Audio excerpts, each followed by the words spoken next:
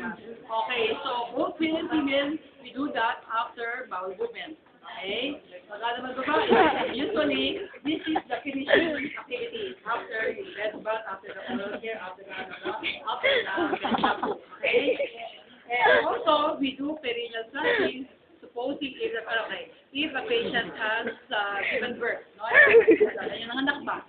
And of course, prior to yung mga perineal treatment, like for example, yung tinawag na peri-heat, na kung saan, ayaw na kung practice pa rin ngayon yan, di ba, pagka mayroong mga episiotomy, di ba, kasi malaki yung...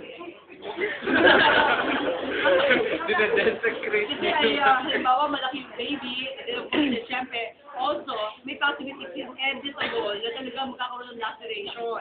So therefore, para maganda, okay, para maganda yung laceration, kasi baka mangyari talaga yung diba? Oo, yung irregular. Ay, talagang